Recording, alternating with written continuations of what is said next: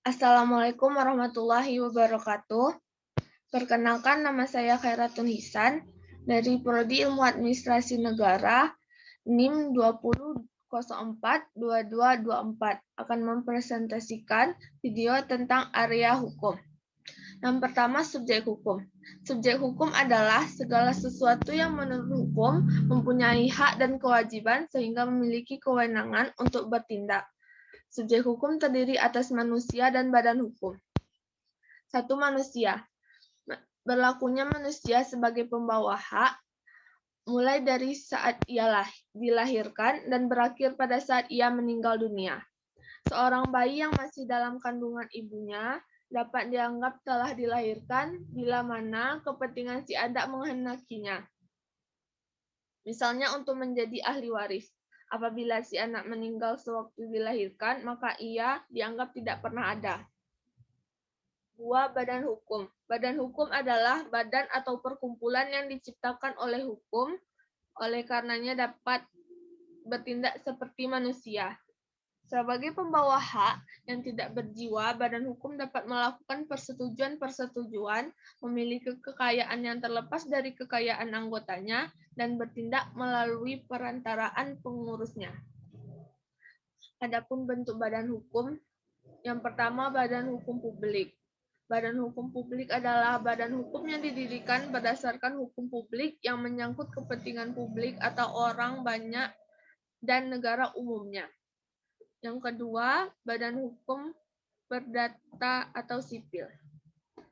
Badan hukum ini adalah badan hukum yang didirikan berdasarkan hukum sipil atau hukum perdata yang menyangkut kepentingan-kepentingan pribadi di dalam orang di dalam badan hukum itu.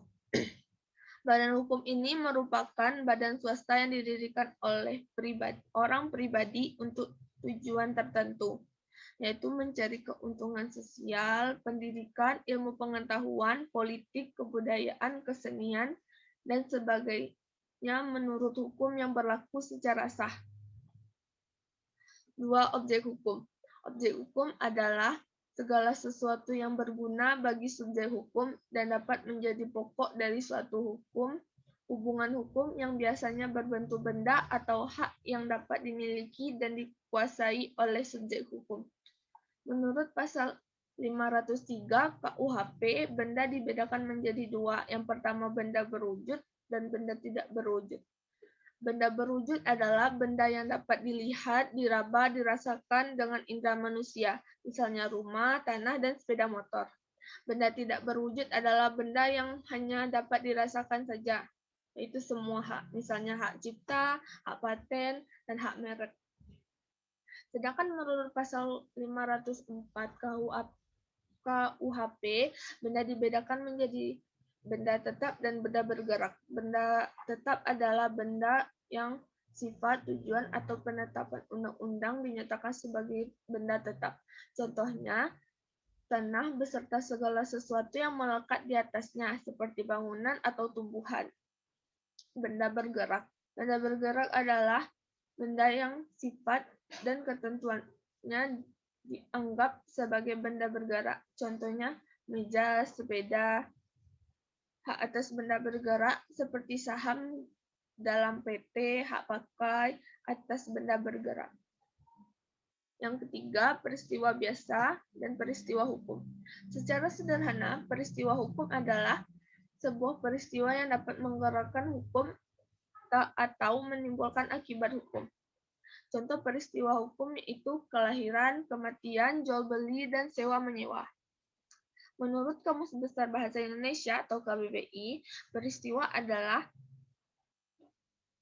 yang biasanya menjadi suatu kejadian yang kerap kali dipakai untuk memulai sebuah cerita. 4. Hubungan hukum. Hubungan hukum ialah hubungan antara dua atau lebih subjek hukum. Dalam hubungan hukum ini, hak dan kewajiban pihak yang satu berhadapan dengan hak dan kewajiban pihak yang lain.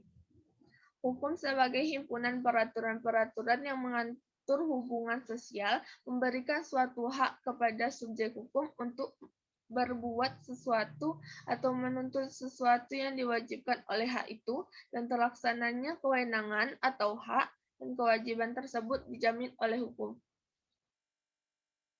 5. Cakap.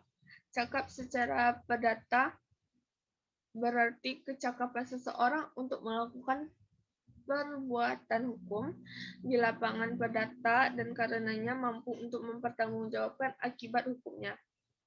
6. Kewenangan berhak. Kewenangan berhak adalah kewenangan untuk menjadi pendukung hak dan kewajiban di dalam hukum dan kewenangan untuk menjadi subjek hukum. Secara tidak langsung, pengertian tersebut menjelaskan bahwa tidaklah mungkin subjek hukum tidak memiliki kewenangan hukum. Lahirnya kewenangan hukum tidak ada yang mengatur secara spesifik, namun secara universal sudah dianut konsep lahirnya subjek hukum bila orang itu ada atau sudah lahir. Sekian presentasi video dari saya. Assalamualaikum warahmatullahi wabarakatuh.